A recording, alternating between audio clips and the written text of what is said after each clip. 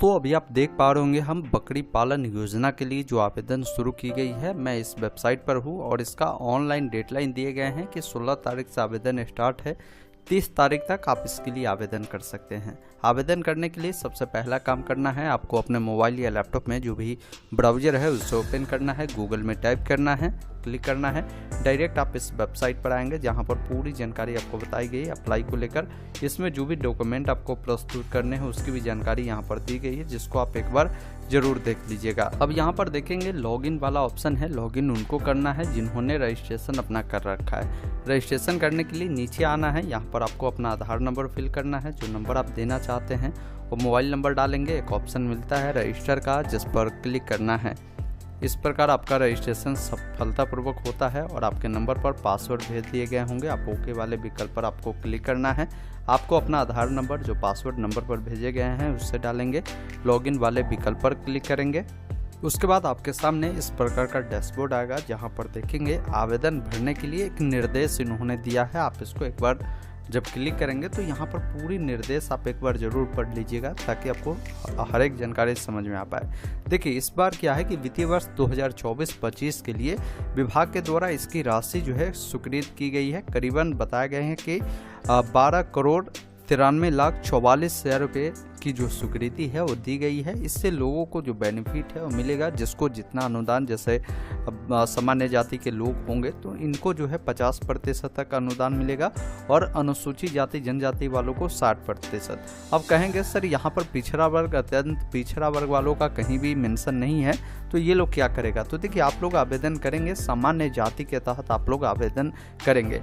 योजना का क्या उद्देश्य है वो आप देख पाएंगे। इसके अलावा योजना के जो मुख्य बिंदु है वो आपको बताई गई है, और भी जो जानकारी है जो नोटिफिकेशन में मैंने आपको दिखाया है पूर्व में, वही सब जानकारी आपको यहाँ पर भी दी गई है, जिसको एक बार जरूर अपने स्तर से देख लीजिएगा अप्लाई करने से पहले। अब फॉर्म को अप्लाई करना है तो एक ऑप्शन मिलता है बकरी फॉर्म हेतु आवेदन, जिसके सामने आपको क्लिक करना है, जिसमें आपको पूछा गया कि प्रस्तावित प्रोजेक्ट बताएं। मतलब क्या है कि आप कितने बकरी वाला जो है फॉर्म खोलना चाहते हैं। किसी की इच्छा है कि भाई हम 20 बकरी और 1 बकरा वाला फॉर्म खोलें, तो आप ये चुनेंगे। किसी को 40 बकरी 2 बकरा वाले क्षमता वाला फॉर्म खोलना है, या आपको मान लीजिए 100 बकरी 5 बकरा वाला खोलना है, तो वो देख लीजिएगा। इसके लिए मैं कहूँगा कि एक बार नोटिफिकेशन में इसके लिए जो भूमि की ज़रूरत है वो भी आपको देख लेना है। ऐसा नहीं कि आप डायरेक्ट आवेदन करें और वेरिफिकेशन में पाया जाएगा कि आपके पास इतना भूमि है ही नहीं। तो आपको ये भी देख लेना है, जो भी आपको खोलना है जिसके लिए आप पात्र है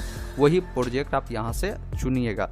उसके बाद कोटि चुनना है। कोटि में देखेंगे अनुसूचित जाति जनजाति सामान्य जाति का ऑप्शन है, आपको अपने अनुसार जाति यहाँ से चुनना है। उसके बाद बताया जाएंगे कि इसके लिए आपको स्वलागत लगेगी, मतलब आपको खुद से जो पैसे लगानी होगी इतना लगेगा। बैंक से आपको इतना ऋण मिल सकता है। इसके लिए आवश्यक भूमि की आवश्यकता इतना है, और चारा के लिए कोई भूमि की ज़रूरत नहीं है। इसी अनुसार मान लीजिए आप दूसरे फॉर्म यहाँ से चुनते हैं और अपनी जाति को जब चुनेंगे तो यहाँ पर फिर उसके लिए लागत जो भी है वो सारी जानकारी क्या क्या आवश्यकता है वो आपको यहाँ पर देखने को मिलेगा।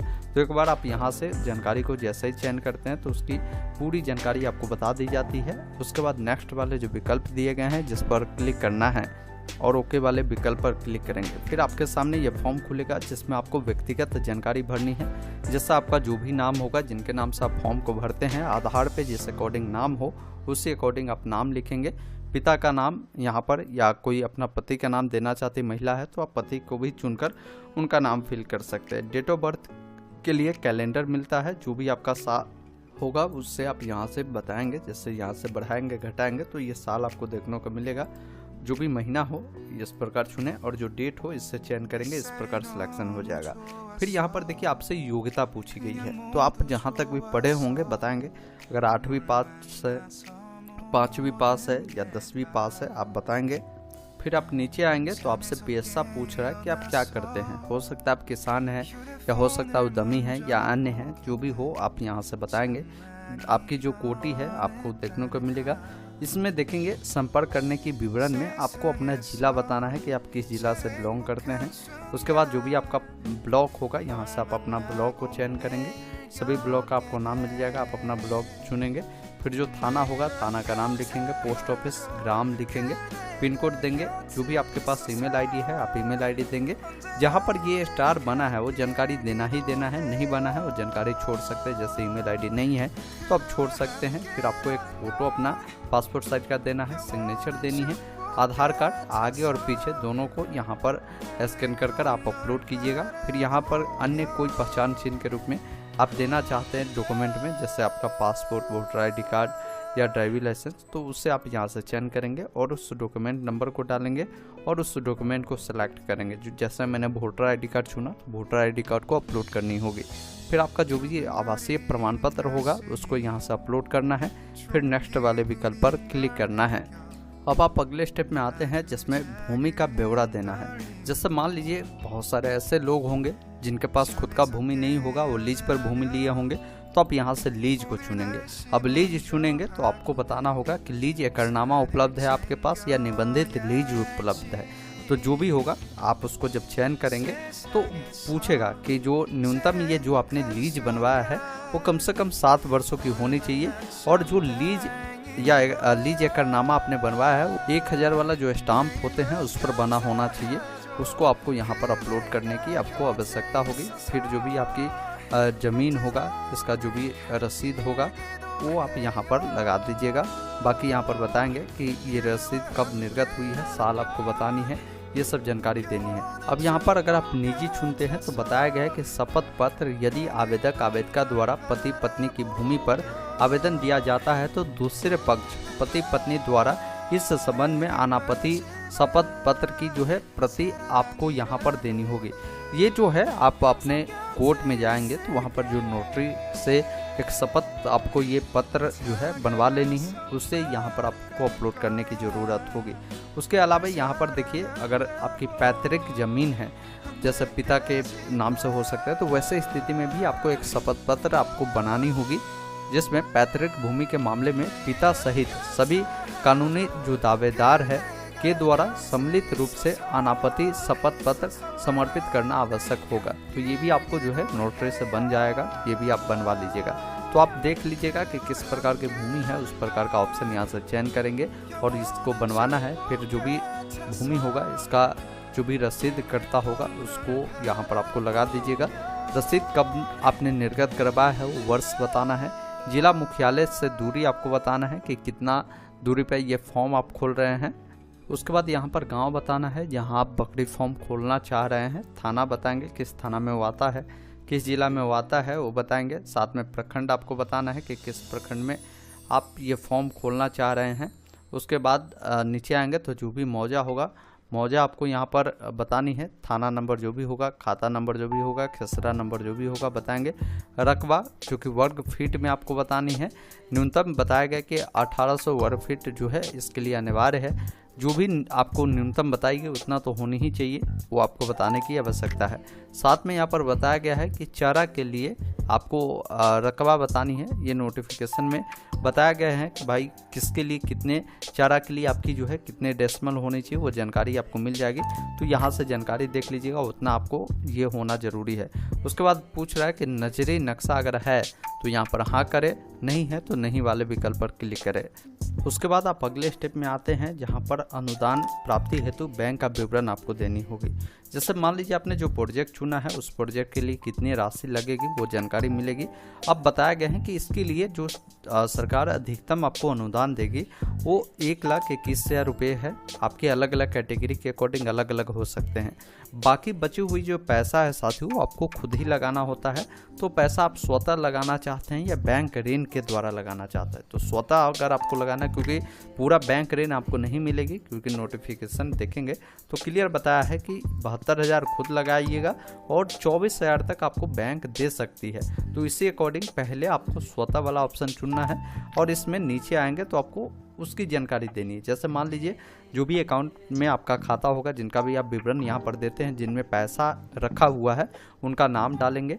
खाता धारक आप खुद है, आपके खाता में ही ये पैसा रखी हुई है, क्योंकि पैसा आपको दिखानी होगी गवर्नमेंट को, तो आप दिखाएंगे। तो अगर वो खाता आपके ही खाता में पैसा है तो वो स्वयं चुने, आपके पिता के खाता में है तो पिता चुने, पति या पत्नी के खाता में है तो वो आप भी चुन सकते हैं। साथ में यहाँ पर पूछा गया है कि साक्ष्य का विवरण दे। अब देखिए ये पैसा हो सकता है आपने आरडी करवा रखा है, एलआईसी अगर आपने उतने पैसा कर ले रखा है, या आपका वो सेविंग अकाउंट में है तो आप यहाँ पर सेविंग अकाउंट भी लिख सकते हैं, या आप बचत खाता भी लिख सकते हैं। जो भी अकाउंट में आपका होगा तो उसका डिटेल देंगे। जैसे मान लीजिए आपका आरडी है तो आरडी जो आपने करवाया है खाता का जो भी संख्या होगा बताएंगे। एलआईसी है तो एलआईसी का जो भी संख्या होगा और जानकारी आपको बताने की आवश्यकता होगी तो इसकी विवरण यहाँ पर देंगे। इसके बाद बताएंगे आवेदन की तिथि को उपलब्ध राशि, मतलब जब आवेदन कर रहा है तो कितने राशि उपलब्ध है आप यहाँ पर बताएंगे। और साक्ष्य के लिए जो भी उसका प्रिंट है, जैसे मान लीजिए बैंक में आपके पैसा है तो बैंक में वो जो पैसा भी वर्तमान में है वो वाला पेज को प्रिंट करवा लीजिएगा और उसको यहाँ पर अपलोड कर दीजिएगा। आरडी करवा रखा है तो आरडी वाला जो प्रिंट आउट है वो लगाइए। एलआईसी वाला है तो उसका प्रिंट जो है आप लगा सकते हैं। और मान लीजिए अगर एक अकाउंट में इतना पैसा नहीं है, आपके अकाउंट में 50,000 हुआ, 50,000 आपके पिताजी के में होंगे, 50,000 आपके पत्नी में होंगे, तो ऐसे कर भी आवेदन दे सकते हैं। तो पहले एक विवरण यहाँ से ऐड करेंगे, फिर दूसरे का भी डिटेल देकर आप यहाँ से पिता को चुनेंगे, फिर उनकी जानकारी आपको उसी अकॉर्डिंग जैसे मैंने बताया आपको फिल कर ऐड करना है, क्योंकि यहाँ पर बताए गए हैं। देखेंगे कि अगर मान लीजिए एक से अधिक व्यक्ति है तो उनका विवरण आप ऐड कर उससे जोड़ भी सकते हैं। इस प्रकार डिटेल आपका ऐड होगा। आप चाहे तो और भी लोगों को ऐड कर सकते हैं जिनके अकाउंट में अगर पैसा है। उसके बाद नेक्स्ट वाले जो विकल्प दिए गए हैं जिस पर आपको क्लिक करना है, फिर यहाँ पर बोला गया है कि जो अनुदानित राशि आपको मिलेगी ये किस बैंक अकाउंट में आप लेंगे। बैंक का नाम लिखेंगे, शाखा का नाम लिखेंगे, साथ में खाता नंबर लिखेंगे, IFSC कोड लिखेंगे, जो भी आपका पैन कार्ड संख्या है वो बताएंगे।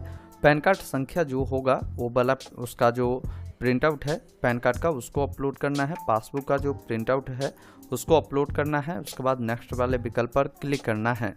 एक चीज़ और इन्होंने नीचे में बताया है कि बैंक ऋण के मामले में अनुदान की राशि ऋण खाते में ही दी जाएगी। इन बातों को ध्यान रखिएगा। फिर आप अगले स्टेप में आते हैं जिसमें प्रशिक्षण का विवरण पूछा गया है। इसमें पूछा गया है कि क्या आपने किसी सरकारी संस्थान में न्यूनतम 5 दिन का प्रशिक्षण लिया है तो हाँ करेंगे। हाँ करेंगे तो संस्थान का नाम, कितने दिनों का प्रशिक्षण लिया था, प्रशिक्षण का विवरण बताएंगे। जो भी प्रशिक्षण के लिए आपको सर्टिफिकेट मिले होंगे वो देंगे, और अन्य कोई कागजात देना है तो दीजिए। अगर आपने नहीं किया है इसे तो आप नो करें। देखिए यहाँ पर जो लोग किए होंगे प्रशिक्षण तो प्राथमिकता पहले उनको दिया जाएगा। इसके अलावा जो लोग अगर खुद से पैसा लगाकर ये बिजनेस कर रहे हैं तो पहले प्राथमिकता उनको मिलेगा। तो ये 2 प्रकार के लोग हैं जिनको प्राथमिकता पहले मिलेगा। अगर आप नहीं भी करते तो प्राथमिकता मिलेगी। अगर ऐसे लोग नहीं पाए जाते हैं तो अन्य कोई कागजात है तो अपलोड करें, अन्यथा नेक्स्ट वाले विकल्प पर क्लिक करें।